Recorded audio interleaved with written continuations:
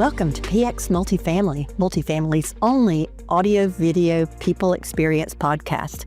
I'm your host, Mary Gwyn, and I'm on a mission to improve the multifamily people experience by improving what people experience. Tune in for content focused on how to positively influence people and impact them, your team members, your residents, supplier partners, and clients. Everything's about the people experience. This episode is brought to you by the Multifamily Media Network, delivering the latest news, ideas, and inspiration across the multifamily sector. Now, let's talk about the people experience. Hello. Have you ever thought of customer service as customer disservice, when communication just goes bad? And have you ever wondered, do we have to have a bad experience to figure out how to create a better experience for our customer? I hope not. I hope you'll spend the next 8 to 10 minutes with me to hear one of my bad experiences recently with a couple of strong takeaways for us, so we don't have to learn everything by a bad experience. So the theme here is just talk to me. I sat in the gate in Houston, leaving the incredible TAA1 2025 conference. It was a great conference. My flight was due to depart at 4:59 p.m., which was, 6:59 p.m. at home. And so I was eager to get home. I knew I had a connecting flight and it was going to be a late night. We boarded the flight right on time. And then the flight attendant announced a 2-hour minimum weather delay. At minimum, 2 hours. I've never had that happen before. So, the rule now is you have to deplane, or you get to deplane. You don't have to sit stuck on a cramped little plane during a long delay. Well, everybody deplaned, but human behavior gets a little tricky in situations like this. Some people just don't take these things well. I'm kind of a flower. I can keep myself busy and entertain myself talking to other people. But some of the people on the flight, as we deplaned, started grumbling a little bit. And at first, the gate agent was giving cheery messages, just like that first 5 minutes as we were deplaning. But as people were lined up at her gate and starting to ask her questions, she became a little feisty. And especially as people asked her the same questions over and over, she'd announce the answer to their question, thinking that would dispel all other questions on the subject. And people would come back and ask her the same or a similar question. She got feisty. In fact, at some point, about 10 minutes after we'd gotten off the plane, she was really feisty. And she actually said on the intercom in a feisty voice, "Don't come back to ask any questions for 2 hours. I'm not going to have any update for at least 2 hours." She actually said, "Don't come back and ask any questions." In fact, she said it 2 or 3 times because people, maybe they were in the bathroom when she announced that or whatever, they kept coming and asking her questions. Or maybe some people felt like, I don't care if she tells me not to come ask a question or not, I'm going to ask one anyway. She said it again and again. "Don't come back for at least 2 hours and ask me any questions." In other words, don't talk to me. The person sitting next to me became more and more anxious with every minute we sat there. I could tell she started just fidgeting and all that. And, I seldom meet a stranger, so I started a conversation with her. She was worried about her connecting flight. I kind of was too.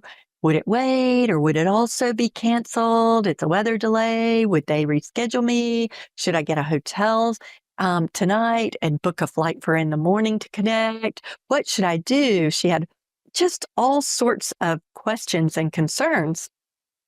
She asked this very reasonable question. Why can't they just give updates every once in a while? Why can't they just give updates every once in a while? She finally couldn't wait any longer. She called the airline's 800 number and asked about her connecting flight.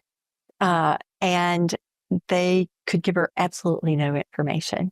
She asked about seats on the connecting flight for tomorrow, and they said they couldn't switch her, but that there were plenty of empty seats. So she at least felt some relief because she had some answers. So she became a little bit less antsy. But her comment rang so loud to me. Her comment was, why can't they just give updates every once in a while? Why can't they? They could actually record and automate updates. They have other automated updates like don't leave your bag alone and all that kind of stuff. They could have recorded something like flight 1661 to Charlotte is still delayed. Currently, there are no updates on departure time, but we'll notify you as soon as we have additional information. Sounds reasonable to me. They could have dispelled a lot of frustration and anxiety by just saying, we have no information, but as soon as we do, we'll give it to you. It would have made them more credible. This really applies to our industry as well. Why can't we give updates once in a while? In the recent 2025 Voice of the Resident annual report that Widewale does, if you don't have that report, you need to go on widewale.com, WIDEWAIL.com. They said that communication ranked number 4 in what drives a negative resident experience. Listen again. Communication ranks number 4 in what drives a negative resident experience and therefore a negative resident review. They evaluated last year almost 1 million resident Google reviews, and communication was the 4th most painful area for our residents. The 4th most painful. So how can we improve that? Oh, so many ways. For starters, we can be intentional at keeping our residents informed. Pool has to close for repairs. I actually got a negative review at one of my sites recently because the city came and didn't like something about our pool and closed it down. And immediately somebody put a negative review online. But had we told the residents, all it would have taken was an email blast, a text blast, a sign on the door, and at the pool fence, a message on the portal, all of the above. You know, it's so easy for us to put messages all those places. The hardest one would be putting one on the pool fence. So let the residents know the what, the why, and the how long. The what, the why, the how long. And if it's going to be longer, or if you don't know how long, just say, we don't know how long, but we'll give you updates, and then give them. And if it's going to be longer than you tell them, just apologize for the delay and give them your best guess on the new ETA. If you don't have an ETA, just remember, tell them that. And, you know, as I said, promise regular updates. And again, it may be that you're just saying, I don't have an ETA, but I'm working on it.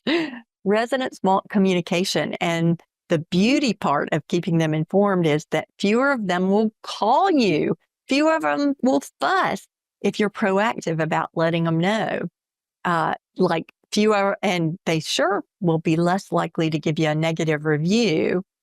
So whether it's the water being shut off for repairs, or, you know, a transformer up the road was hit and they don't have internet, and even if it's not your doings, you can help anything that impacts the residents' experience. If you can communicate on it, then you improve their experience. We say internally at my company, you can't over communicate. You can't over communicate. So tell them. And you want a pro tip on that subject? Don't just communicate. Add to it, you're sorry it happened. You're sorry. I'm sorry that happened. Or we're sorry that the pool won't be open, or sorry, whatever it was. And more pro tip that, I mean, this is sort of a duh, but it's not a duh. Be nice, be kind, Don't be officious or all businessy. Be empathetic. Be kind. Be patient. Be understanding. Yeah, maybe you've already gotten 10 calls before you could even put the email out that the water's cut off. But don't be annoyed or frustrated with them calling. Act like it's the first person who's called and that you're sorry it's happened. What's the harm? So why do we have to have a bad experience to create a better one? Why do we have to change our communication style for these situations?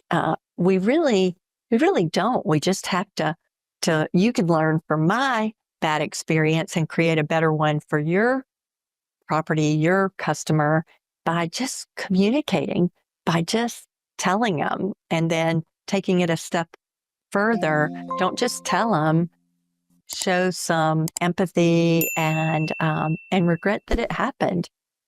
Well, that's all I've got for you today. If you have other thoughts on how to change that disservice, that customer disservice into a positive experience when communication could go bad, share those experiences, those insights you have back with me at PX Multifamily or at multifamilymedianetwork.com. Thanks for being here. Thank you for listening today. Did we accomplish the mission? Did we improve what people experience in the multifamily space? What are your thoughts on this important topic? Share your thoughts in the comments or email them to mary@aptdynamics.com. And don't forget to subscribe, leave a review, and share it with your network. This podcast is proudly brought to you by Multifamily Media Network, your trusted source for stories, trends, and insights into multifamily living. Thank you again for joining me, Mary Gwyn, on PX Multifamily, the People Experience Podcast.